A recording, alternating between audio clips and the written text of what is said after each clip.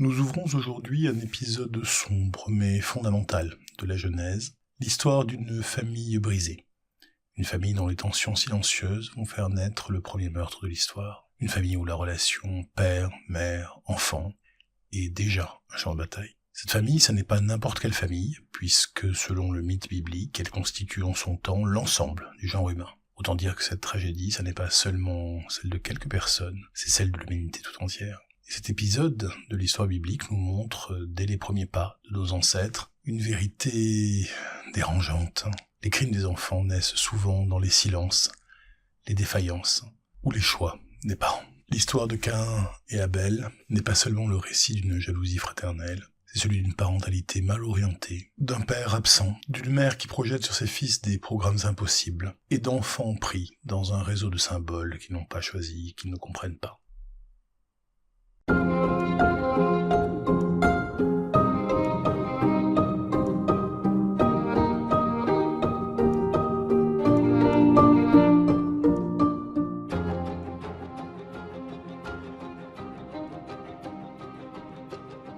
Genèse, chapitre 4.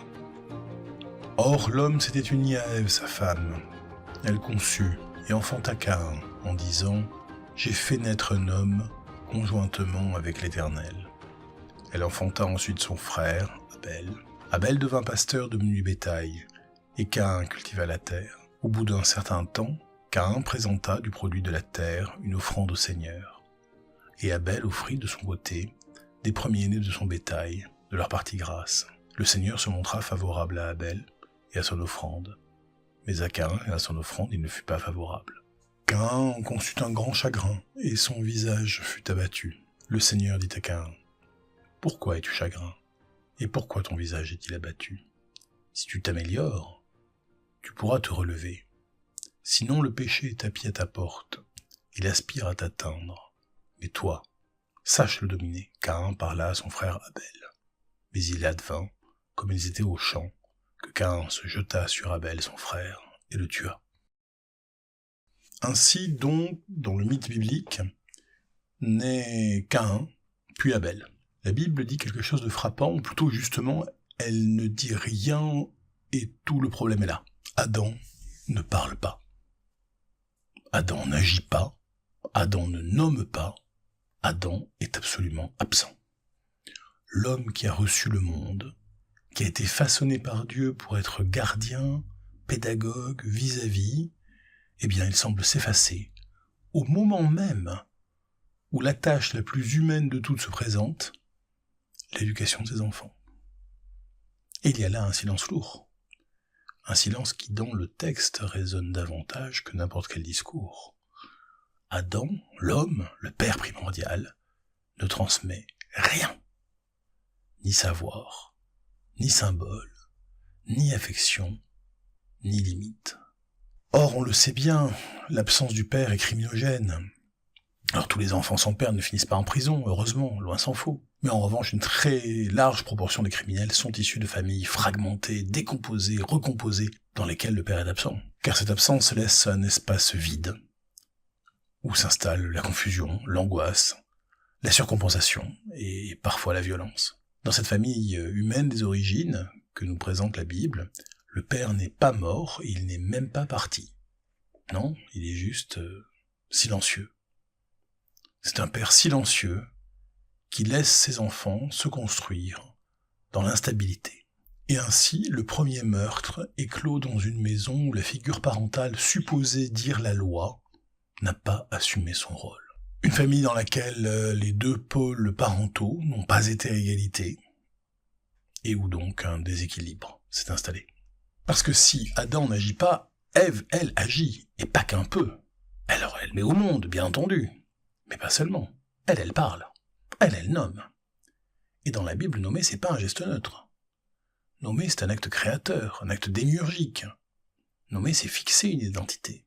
Dans le contexte mythologique, aussi bien que dans le contexte réel, donner un nom à un enfant, c'est inscrire cet enfant dans une histoire, dans un récit, et aussi dans un avenir. Il y a des prénoms qui sont des ancrages, il y en a d'autres qui sont des souhaits, des espoirs, des bénédictions. Il y a aussi des noms qui témoignent de l'orgueil, de la bêtise, de la maladresse des parents. Parfois même de leur haine, exprimée ou pas, envers leurs propres enfants. Il y a des noms qui condamnent à des destins spécifiques. Et ces noms-là en font partie. Le premier fils reçoit le nom de Caïn, de la racine kaniti en hébreu. J'ai acquis, j'ai obtenu, c'est à moi. Et Ève dit littéralement, j'ai obtenu un homme. Un homme, c'est un ish. Cette phrase est un séisme. En appelant Caïn ish, Ève le désigne comme l'homme, c'est-à-dire comme celui qui prend la place d'Adam. Adam, c'est le seul qui a été appelé ish jusque-là. C'était d'ailleurs son nom avant la chute. Ish, pour Ève, c'est son mari en plus jeune, en plus beau, et en version faite par elle. Donc Caïn, c'est pas un enfant, c'est un remplaçant, c'est un substitut. C'est un nouveau partenaire pour Ève. Comme ton père, mais en mieux. Caïn, c'est pas mon fils. C'est mon mec à moi que j'ai construit et qui m'appartient. On le voit. Ève n'a rien appris de sa faute passée. Ou plutôt, elle a appris de travers les leçons de la chute. Elle a été punie pour avoir voulu se passer de la relation avec Ish. Eh bien, sans doute se dit-elle que le plus simple, c'est de se fabriquer un Ish sur mesure. Un partenaire qui sera sans défaut, qu'on pourra découper selon les pointillés, qui sera entièrement à elle, entièrement façonné par ses soins, et qui ne posera aucun souci, puisqu'il ne s'appartiendra pas à lui-même. Bref, c'est Édipe avant l'heure. Ève, c'est Jocaste. Elle évacue Adam de la paternité en l'attribuant à Dieu seul, et elle place Caïn au centre, dans une position impossible, où il doit être à la fois fils, homme, et accomplissement narcissique de sa mère. Caïn reçoit donc un programme identitaire écrasant. Tu es celui que j'ai obtenu, tu es celui qui doit me combler, tu es celui qui doit devenir l'homme central. Un enfant auquel on dit cela est un enfant condamné toute sa vie à se battre contre tout ce qui pourrait lui voler cette position, y compris, bien entendu, son propre frère. Son frère d'ailleurs, parlons-en, car à l'inverse, le second fils reçoit le nom de Abel, Hevel en hébreu. Et Hevel, ça signifie la buée, l'inconsistant, le vain, le presque rien. Dans la Bible, ce terme de Hevel, de buée, il est utilisé à chaque fois qu'on dit, par exemple, dans les psaumes, que les statues des dieux païens ne sont que de vaines idoles. Donc c'est ce qui sert à rien. Donc là, on est en pleine tragédie maternelle. Il y a là une très grande violence symbolique. Caïn, c'est l'homme, Abel, c'est le souffle qui passe. Caïn, c'est le fils chéri, Abel, c'est le surnuméraire, le deuxième choix, le truc en plus qui ne sert à rien. Ève, c'est donc une mère qui appelle son premier fils « mon chéri adoré » à moi, et son second, l'autre là.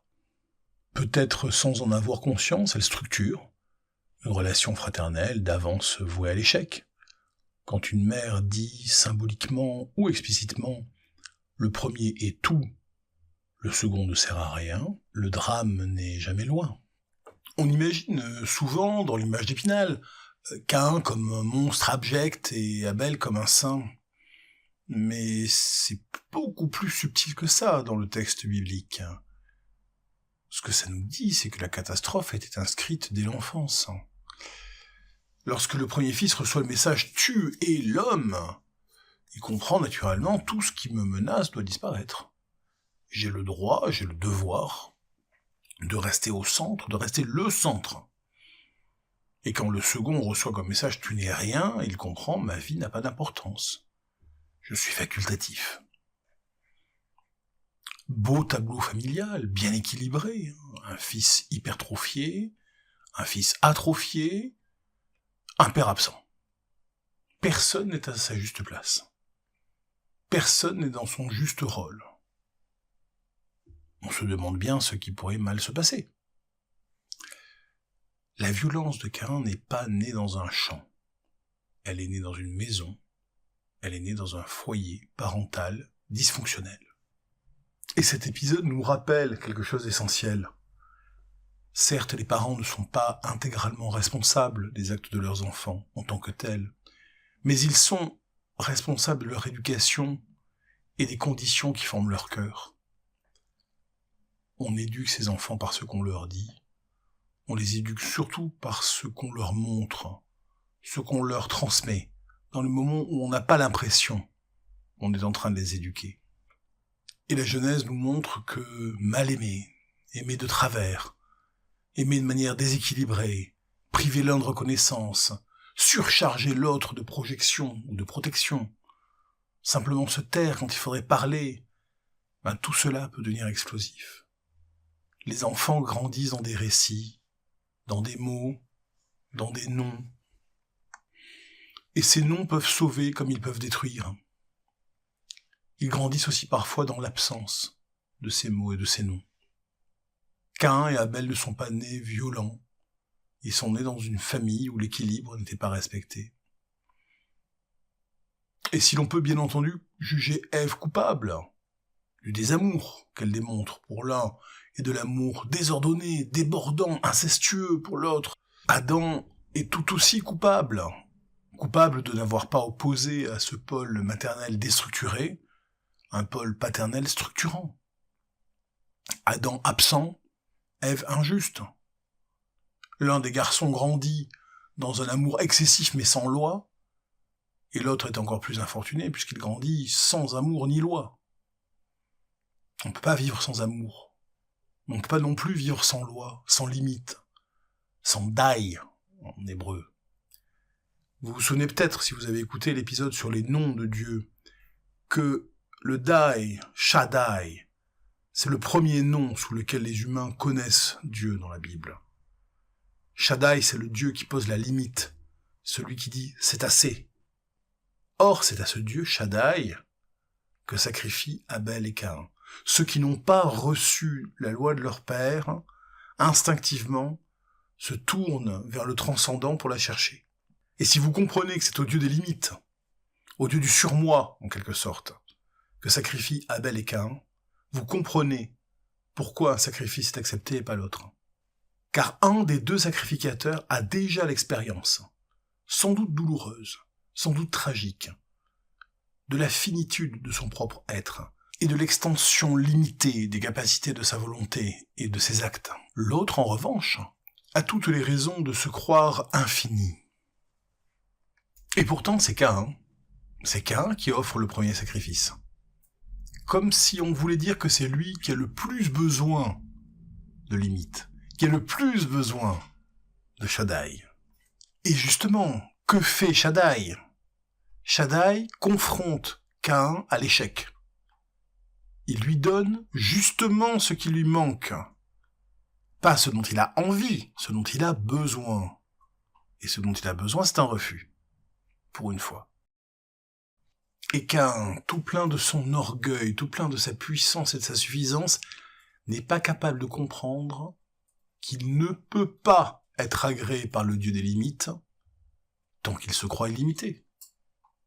Il rencontre son premier échec, sa première limite, et quand il constate que son frère réussit là où lui il échoue, qu'il n'est pas le meilleur pour une fois, il estime qu'il n'y a que deux solutions.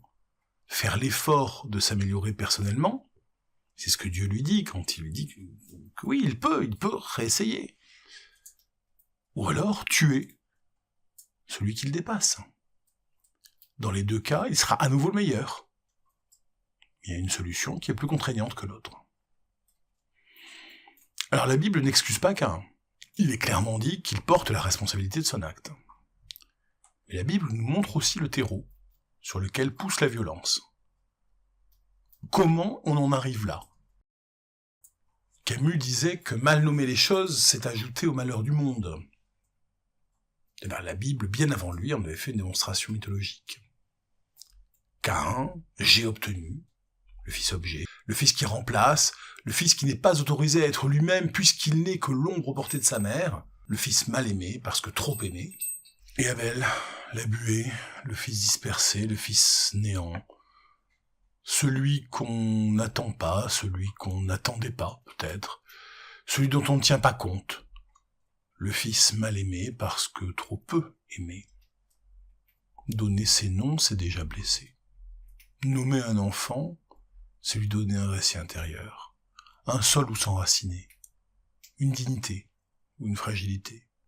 Nommer, c'est créer, mal nommer, c'est détruire. Et ce genre de considération nous touche, y compris dans notre quotidien. Quand on nomme mal un enfant, en lui donnant un prénom qu'il devra épeler toute sa vie, on ne lui donne pas un petit truc original en plus. Non, on le maudit. On le condamne à vivre avec une embûche supplémentaire, aussi minime soit-elle. Un fardeau de plus à porter toute sa vie durant, comme si le monde n'était pas déjà assez dur. Et tout cela seulement pour satisfaire la vanité parentale. On dit à son enfant dès la naissance « Je te condamne à une souffrance que les autres n'ont pas », simplement pour que je puisse dire, moi, que je t'ai donné un nom original et croire que ça a une valeur. Ce sont les enfants qui payent bien souvent pour l'aveuglement, la vanité ou la bêtise de leurs parents. Il y a sans doute dans ce texte une leçon éthique d'une brûlante actualité. Nos mots façonnent le monde de nos enfants. Les noms, les surnoms, les comparaisons, les préférences affichées, tout cela devient architecture intérieure. Nous ne sommes pas responsables de la manière dont nos enfants habitent leur vie, mais nous sommes intégralement responsables des architectures que nous leur créons. Plus généralement, il nous faut être prudents avec les mots dont nous usons. Le qualificatif que nous accolons à une personne, à un groupe, peut lui coller à la peau comme une sangsue et colorer aussi bien nos jugements que les siens. Éduquer, c'est nommer juste.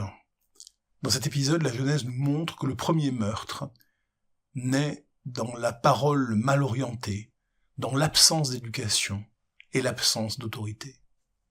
Adam n'a pas assumé son rôle de père. Il n'a pas non plus revendiqué son rôle d'époux. Ève n'a pas su être mère, et moins encore épouse. Un des enfants a été trop aimé, un autre pas assez, et la violence est née. Si l'on doit tirer une leçon de cet épisode, ce serait sans doute que l'amour parental doit être lucide et équilibré. Aimer un enfant au détriment d'un autre, ou exiger de lui ce qu'aucun être ne peut accomplir, c'est préparer à l'avance des blessures profondes. L'autorité bienveillante est indispensable. Laisser les enfants se construire dans un vide symbolique, dans une maison sans repères, sans loi, sans punition, sans daille, sans limite.